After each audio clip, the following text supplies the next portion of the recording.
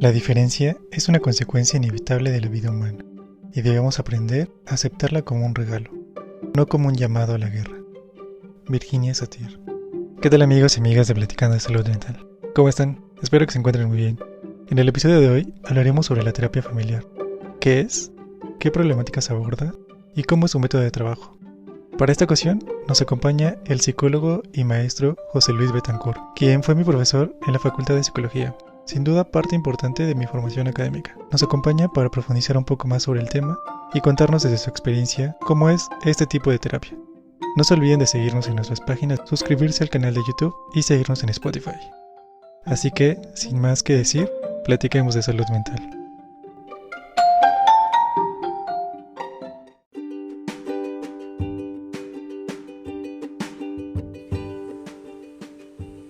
¿Qué tal, José Luis? Buenos días. ¿Cómo te encuentras? Hola, buenos días. Bien, David, gracias. Todo bien, bien. Es un buen Qué día bueno. hoy. Vamos a hablar sobre la terapia familiar y más que hablar sobre José Luis, que es un experto, un muy buen profe. Por eso el día de hoy lo tenemos aquí para que nos pueda comentar y nos pueda informar sobre este tipo de terapia, este enfoque que muchas veces no es muy bien conocido. Siempre he dicho que dentro de la psicología, lo primero que se percibe como tal o la primera idea que se le viene a la mente a la gente es como la parte clínica. Y dentro de la parte clínica siempre han existido varias teorías, varias terapias, varios enfoques. Y justamente la terapia familiar es uno que desde mi punto de vista no se conoce tanto. Entonces, para empezar, podríamos tener como un concepto del cual partir. Si nos puedes decir qué es la terapia familiar. Ok, gracias, David. Para empezar, un saludo a las personas que te siguen, a las que escuchen este podcast y con la esperanza de que les sirva de algo, les proporcione una información y les parezca interesante este tema, ya que, bueno, actualmente tú sabes que a partir de lo que es la pandemia de COVID, ha habido como una mayor preocupación por estos asuntos de los trastornos mentales, ¿no? Y es que una de las secuelas del COVID justamente tiene que ver con problemas de ansiedad,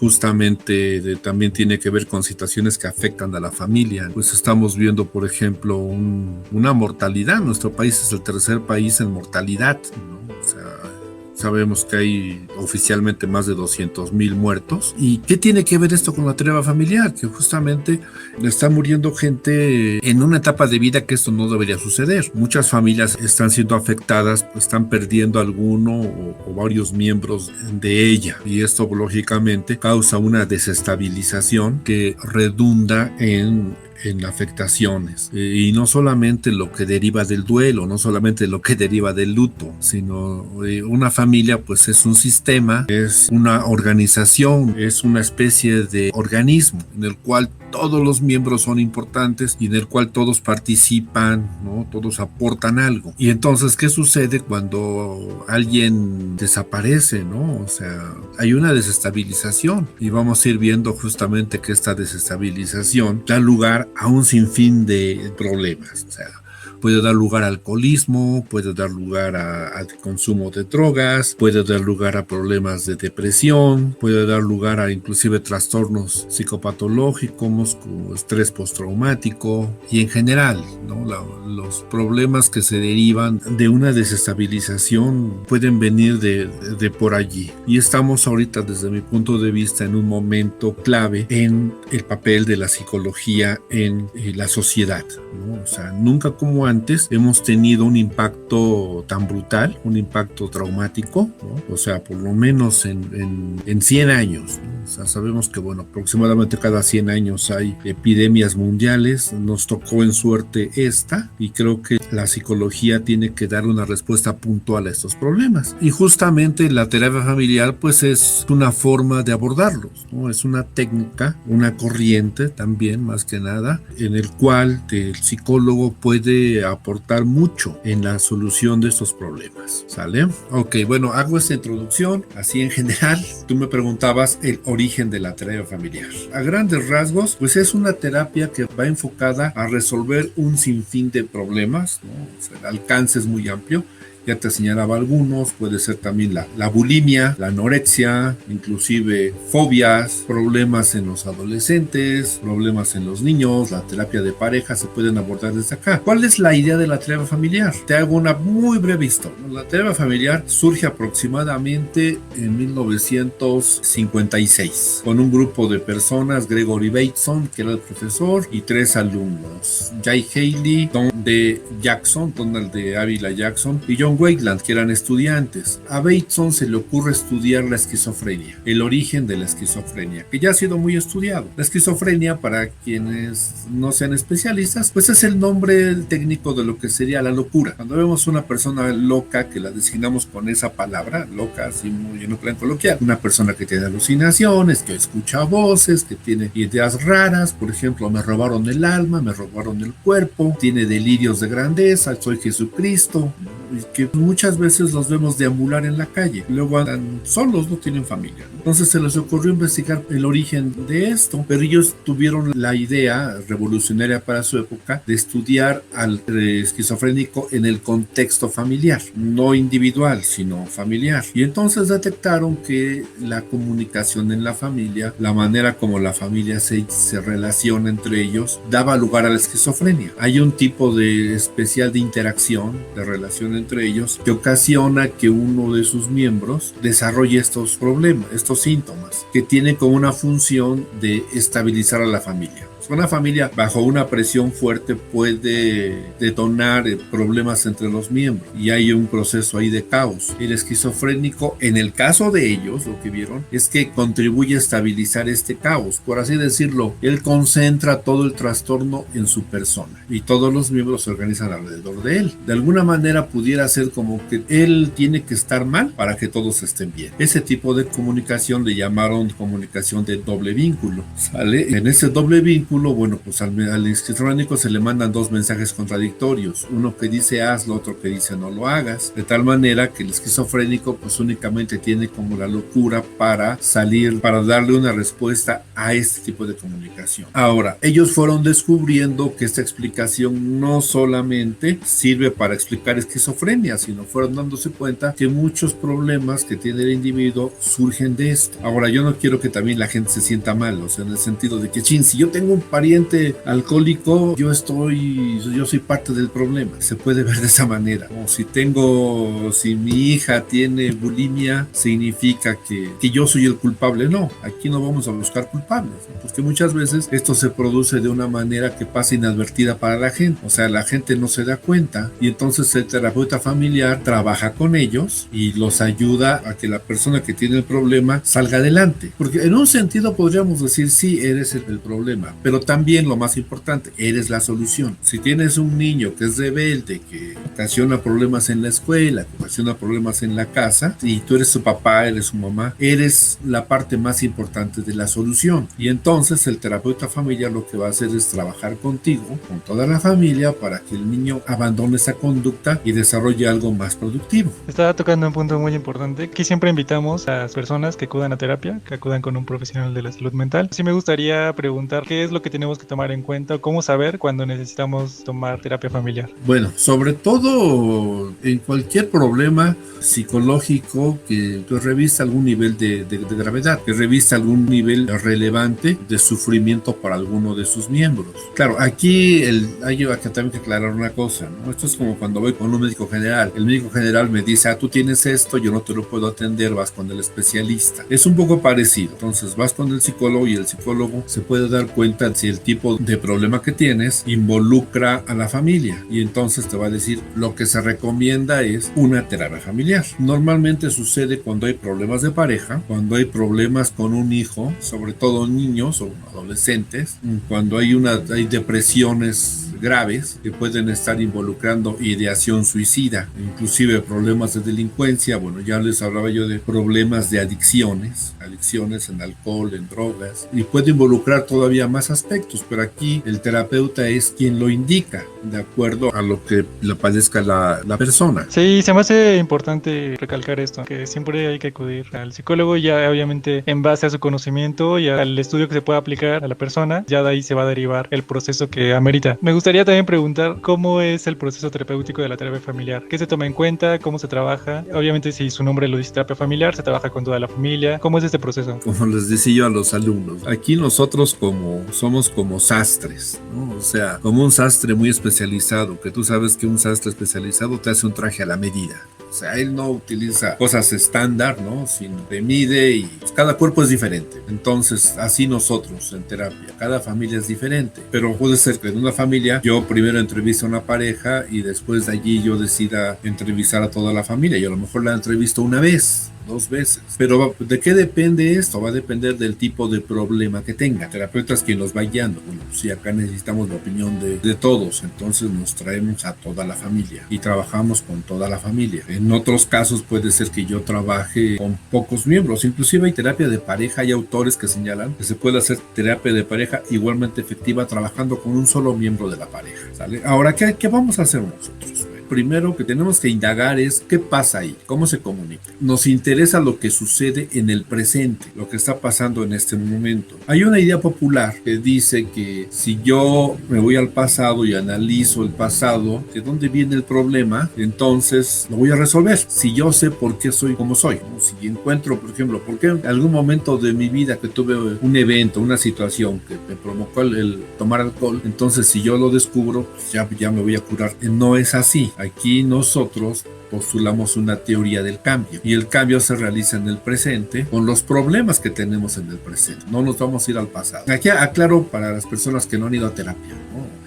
Hay muchas maneras de trabajar en terapia. Quizás a alguno les sorprenda ver que hay maneras en las cuales no se aborda directamente el problema que yo tengo. O sea, yo tengo un duelo por una infidelidad, ¿no? Mi esposa me fue infiel y entonces yo voy porque no sé qué hacer con mis sentimientos, porque ya estoy agrediendo a mis hijos, porque no duermo, porque así ante a mi esposa tengo sentimientos ambiguos, ¿no? Por un lado la odio con todo el alma, por otro lado la amo con todo el alma y no sé qué hacer, no sé cómo lidiar con esas emociones. Algunos enfoques de la psicología no van a adoptar este problema como el que hay que trabajar, sino dirán, tenemos que trabajar otras cosas porque es el síntoma. No, en terapia familiar abordamos directamente el problema. Si estos son tus emociones, entonces vamos a trabajar directamente con ellas. O sea, nos vamos al problema concreto y lo definimos como eso, lo definimos como un problema. Lo que tienes es un problema y entonces lo que vamos a hacer es centrarnos en la solución. ¿Cuál es la solución a tu problema? Y vamos a ver cómo la relación familiar mantiene al problema. Porque se mantiene a partir de la interacción familiar. A veces sucede que hay lo que se conoce como una ganancia secundaria. El problema se mantiene porque se está ganando algo. A veces puede suceder eso,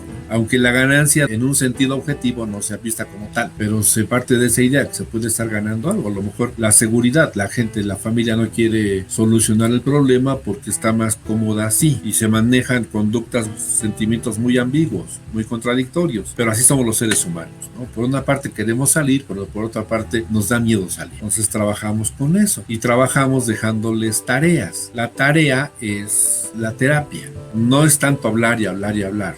Yo recibo a la familia y le dejo una tarea y entonces la familia mediante la tarea lo que va a hacer es llegar a la solución o a la cura, por así decirlo, ¿no? Pero aquí hablamos de soluciones. Se me hace importante que comentabas esto. Dentro de la terapia familiar se dejan tareas. Siempre he dicho que el cambio como tal no se hace en la terapia, sino fuera en la vida diaria de las personas, porque muchas veces la comunicación o los comportamientos que tienen mantienen una problemática que en su momento fue funcional, pero quizá a lo largo de la vida de la familia ya está causando problemas. También se me hace importante preguntar cuáles son los mitos de la terapia familiar, porque habrá gente que diga, no, mi familia es muy funcional, mi familia no tiene problemas, pero sabemos que en el ciclo vital de la familia siempre atravesamos por un periodo de crisis, ya sea cuando se junta la pareja, cuando se tiene hijos, cuando los hijos salen de casa. Pues ciertamente los grandes cambios de la familia son los que nos producen una desestabilización. O sea, uno está más propenso a desarrollar un problema psicológico, un trastorno psicológico, cuando pasamos de una etapa del ciclo vital a otra. Por ejemplo, la familia es un organismo vivo y como tal nace, crece, se reproduce y muere. Es lo que pasa con la familia. Y va pasando por una serie de etapas. La familia pues es un constructo biológico, o sea, de hecho no es cultural. Normalmente los seres humanos tendemos a agruparnos en familia y la familia mexicana pues tiene características muy propias. Somos muy unidos, somos como familias huegas y eso en un sentido puede ser muy bueno, en un sentido puede no serlo tanto. Y ahorita explico por qué. ¿Cuál es el primer paso en el nacimiento de la familia? El noviazgo. Ahí empezamos a fundar una familia. El matrimonio sin hijos.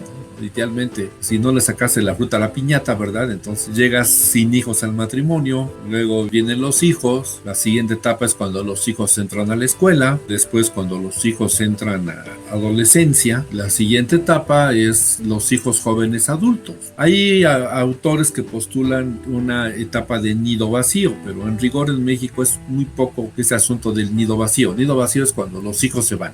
En Estados Unidos, que es de donde nos viene toda esta teoría, aparece mucho este concepto porque allá sí es normal que una pareja de viejitos viva sola, porque los viejitos se vayan a un asilo. En México no. En México tenemos muchas familias de 3 generaciones. Por lo menos uno de los hijos se queda con los papás. Había una tradición muy antigua, le llamaban el chocoyote, el chocoyotito, ¿no? Que es normalmente...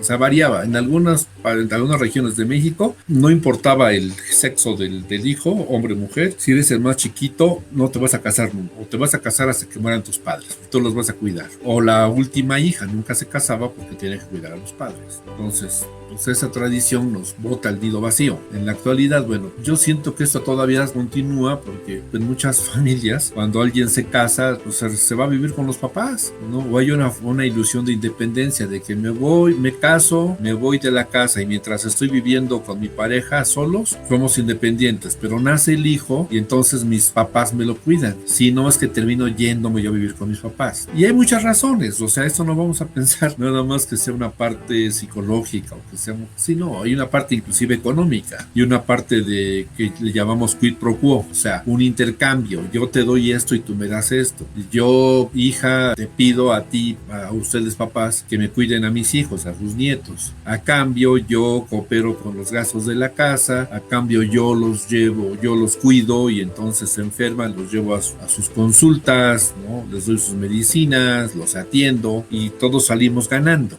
Es una asociación que implica un ganar-ganar y todos nos protegemos, todos nos cuidamos. Lo vemos ahorita en las vacunas, ¿no? ¿Cuántos abuelitos llegan solos a las vacunas? Prácticamente nadie. O sea, todos llegan con hijos. Así es la familia mexicana. Ahora, en cada una de estas etapas, cada cambio de etapa comporta problemas. Pueden salir, es más fácil que salga un problema cuando nace un hijo que en otra etapa de vida. O cuando mi hijo llega a la adolescencia, es más fácil que eso bote problemas. Entonces ahí la familia está más vulnerable a recibir un trastorno. Y es cuando la familia, pues sí necesita ir a terapia. Aquí nosotros partimos de la idea de que la familia va a terapia cuando algo le duele, cuando hay un malestar, hay problemas que los están haciendo sufrir. No partimos de la idea de que yo te voy a decir cuándo tienes que ir a terapia porque tu familia no funciona. No, o sea, de hecho, los autores acá son muy tajantes en esto. O sea, Jay Haley, por ejemplo, en un libro que se llama Terapia para resolver problemas, dice que esto está indicado como para terapia. No es un manual de cómo deben ser las familias. Lo mismo Virginia Satir dice en otro texto lo mismo. Nosotros no damos normas de cómo debe ser una familia, porque hay muchas formas de manejarlo. Inclusive Satir hacía algo, se puso a hacer un estudio acerca de cuántas maneras diferentes hay de lavar los trastes y encontró como 300 maneras distintas. Dice, y todas funcionan. O sea, hay gente que pone a remojar los trastes, hay gente que los lava directamente, hay gente que utiliza cierto jabón, hay gente que utiliza detergente, etcétera. Y todas funcionan. Entonces decía ella, si esto pasa con algo tan simple, con las familias también pasa lo mismo. Si yo he visto familias de muy diversos valores, de muy diversas costumbres y todas funcionan. O sea, aquí lo que nosotros centramos es cuando la familia siente que está mal funcionando, ¿sale? Y no damos directivas de cómo se debe vivir en una una familia. ¿Cómo debe ser la familia perfecta? Porque de hecho, en un estricto sentido, esto no existe. Nosotros, cuando formamos una familia, pues somos una pareja que viene de familias diferentes, con costumbres diferentes, con valores diferentes, que muchas veces, y eso que te lo digan los que ya son casados, lo que nos cuesta, el trabajo que nos cuesta ajustarnos a la pareja. Y de eso hacemos una forma diferente de familia. Cada quien trae lo suyo, más aparte generamos lo nuestro. Entonces lo que tenemos es una familia diferente, que tiene elementos de una, que tiene elementos de otra, pero que también tiene elementos generados a partir de uno mismo. Y en esto influye la cultura. Por ejemplo, yo vengo de una familia donde había un cierto tipo de machismo, donde papá, por ejemplo, pues no permitía que yo aprendiera a cocinar. Es una familia tradicional. Mi papá se crió en un estilo muy tradicional. En mi actual familia, bueno, con mis hijos y mi pareja, pues resulta que yo soy el que debo de cocinar. Mi esposa trabaja todo el día. Entonces generamos una conducta diferente y no pasa nada. Justamente es lo importante, y siempre he dicho que es lo bonito de la variedad que existe y de cómo de estos elementos se pueden tomar para formar nuevas personas y nuevas familias en un futuro. Pone el ejemplo de su caso. Se me hace importante saber cómo justamente dentro de nuestra cultura y reglas que tenemos en la familia pueden ser más flexibles y generar una nueva comunicación o una nueva interacción en una nueva familia. Entonces también de aquí parte mucho sobre cómo se transmiten ciertas reglas, ciertas tradiciones. También quería preguntar, en parte de las herramientas que se toman dentro de la terapia familiar, está el caso del genograma o árbol familiar, podríamos decirlo. Justamente cómo se maneja este genograma o árbol familiar para poder explicar esta descendencia de ideas, de ideologías, de reglas, de tradiciones que se van traspasando a lo largo de las generaciones de la familia. Ok, mira, aquí partimos de una idea, ¿no? Nosotros somos parte de un sistema. En un rigor, Bateson decía, nosotros no tenemos una mente. O sea, los individuos no tenemos una mente, somos fragmentos de una mente. Esa mente es la familia y en gran medida nuestra personalidad, nuestras actitudes, nuestros valores, nuestra forma de ver la vida, nuestras elecciones, inclusive parten de la familia, parten de ahí de donde nos formamos.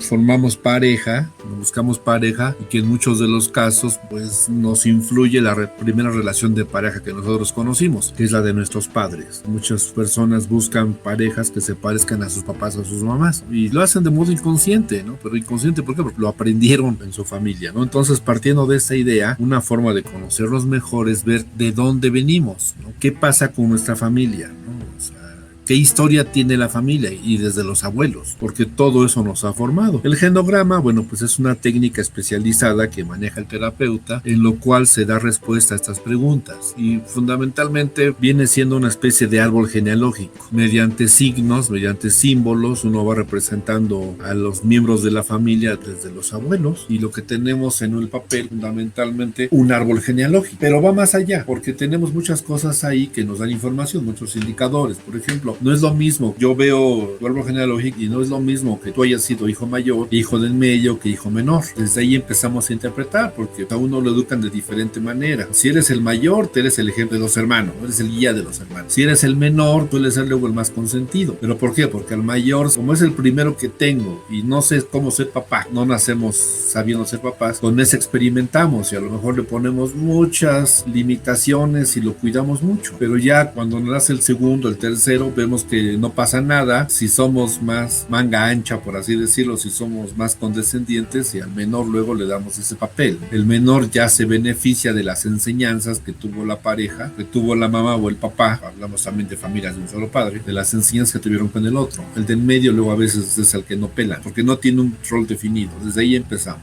Analizamos de dónde es tu familia. Nosotros en México todavía tenemos una mentalidad campesina. Hay que recordar que México, hasta antes de los años 50, el 80% de la gente vivía en el campo, 80%. Las ciudades eran muy pequeñitas, ¿no? De hecho, por ejemplo, Puebla en los años 40 terminaba, de un lado el límite era La Paz, no más el Paseo Bravo, y del otro lado era la escuela, que es Analco. O sea, era una ciudad muy, muy chiquita, la podías recorrer caminando en media hora. ¿Por qué? Porque toda la gente vivía en el campo, y eso te da otra forma de ver la vida. Nosotros pensamos el tiempo en quincenas, el campo no, el tipo de percepción del tiempo en la gente del campo es a más largo plazo. Aquí con nosotros la puntualidad es muy importante. En el campo no pasa nada si llegas 10 minutos tarde, media hora tarde a tu tu terreno de labor, o si no vas inclusive, ¿no? Eso nos ha creado una mentalidad que estamos cambiando. Eso también se analiza en el genograma. ¿Cuáles son las influencias culturales? Por ejemplo, yo soy de mi familia, de mi papá, soy el primero que nació en la ciudad. Mi papá es del campo y todos mis antepasados, mis abuelos,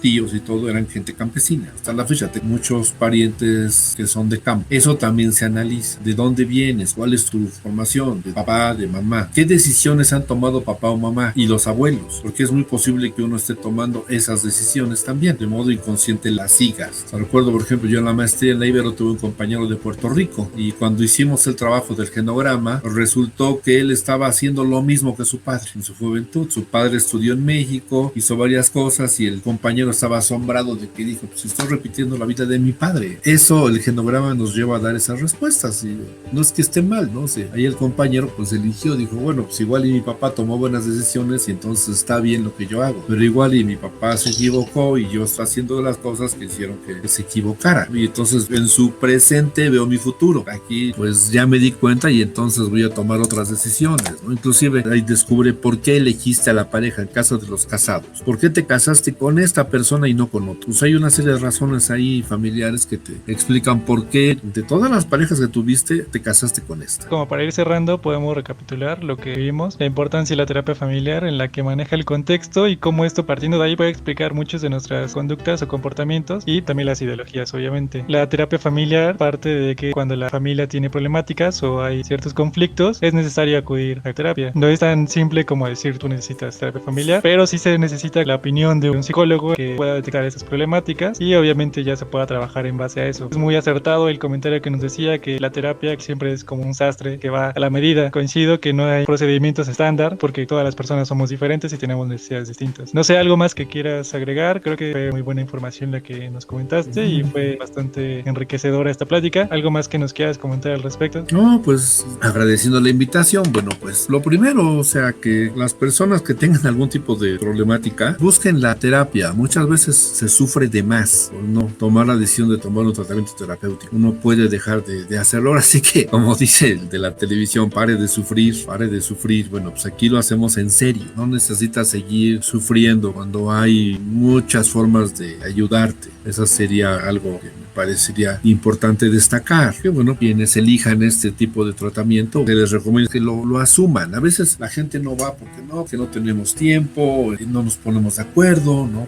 Cada quien hace cosas diferentes. Pues entonces que valoren qué es lo más importante. En cierto sentido sacrifiquen algo de sus actividades para poder ir todos. Digo, en cierto sentido sacrifiquen porque lo que van a ganar es algo bueno. Pues la salud yo pienso que es lo más importante. A la salud mental no le damos mucha importancia. Podemos ir tratando de sobrellevar las cosas en la vida. Pero es una manera que también se me hace como triste de pensar. La vida es muy corta y ¿para qué vivirla con problemas? Si de por sí es muy corta. Los invito a que vayan. Otra cosa que a mí se me estaba pasando, terapia familiar, hablamos el lenguaje del paciente. Yo he trabajado en diferentes contextos. Trabajé en la cárcel, 25 años, trabajé en un lugar de la Iglesia Católica, 10 años, dando terapia, con gente muy creyente, tengo mi consultorio particular y con cada grupo se trabaja diferente. O sea, yo tengo que hablar el lenguaje de mi paciente, tengo que ajustarme a las pautas de vida de mi paciente, a la manera en que mis pacientes ven el mundo. En terapia familiar busca eso, ¿no? Otros enfoques quieren que el paciente hable su lenguaje y sepa cosas de la teoría. Aquí no, aquí yo tengo que ajustarme al mundo del paciente. Otro punto importante, la terapia aquí puede ser breve. Hay tratamientos muy largos y le llamamos terapia breve a un tratamiento que no involucre más de 10, 12 sesiones y que aparte puede ser quincenal o puede ser mensual. Si nosotros hablamos de que lo que te cambia es las tareas que yo te deje, un ejemplo de tarea, una persona que está muy deprimida y entonces la familia ya está muy sacada de onda, que no sale de su depresión y la misma persona está harta de su depresión, entonces se le deja una tarea y la tarea es que todos los días a la misma hora la familia lo va a rodear, se va a sentar con él y él tiene que sacar todo, tiene que decir todos los pensamientos que tiene depresivos y lo tiene que hacer todos los días durante 15 días.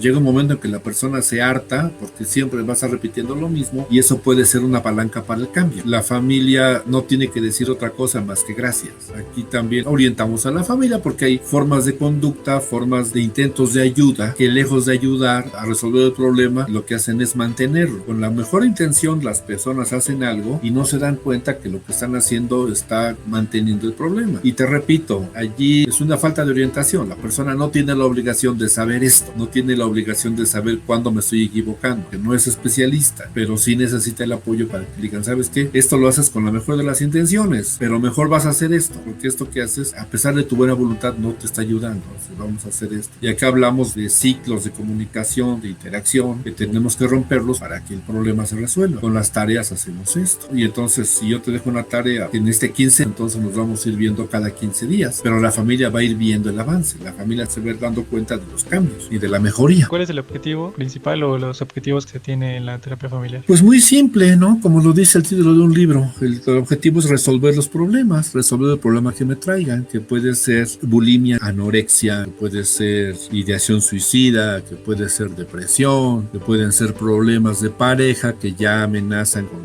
llegar al divorcio, que puede ser violencia familiar, está muy de moda, ¿no? O sea, en un mal sentido, ¿no? Pero bueno, estamos haciendo visible este gran problema de la violencia que se da dentro de la familia, también puede servir para eso. Y acá también, si quieres, en otro momento podríamos hablar acerca de la violencia familiar, ¿no?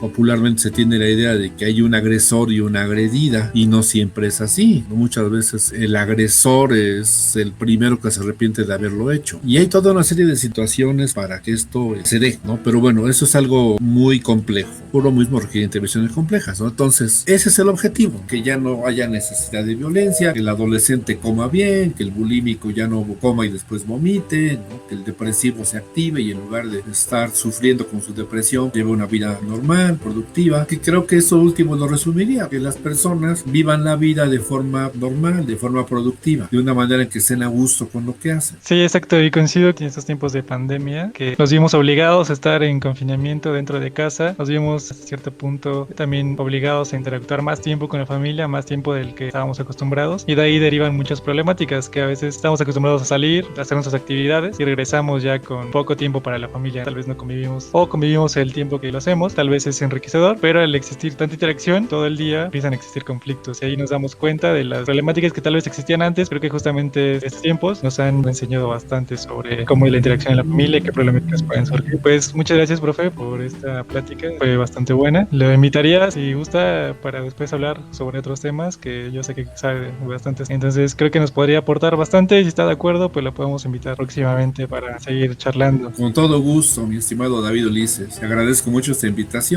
Para mí también ha sido muy agradable estar compartiendo un poco mucho que uno sabe y para mí ha sido un placer. Pues muchas gracias a todos los que nos escucharon, gracias al profe. ¿Y dónde te podemos encontrar si alguien necesita ayuda de este tipo o requiere atención psicológica? Tengo el consultorio en San Manuel, enfrente de la prepa Benito Juárez de la UAM, en San Manuel. La dirección es Circuito Juan Pablo II 1406, es con previa cita, y mi celular es 22 21 02 97 32. Y ya estamos a la orden. Igual ahí podemos dejar en la descripción los datos, si lo requieren pueden encontrar al profe Betancourt. ¿Algo más que quieres agregar para despedirnos? Nada más, gracias David Ulises. Recalcar que ha sido un placer hoy estar compartiendo contigo y con tu público. Hasta luego.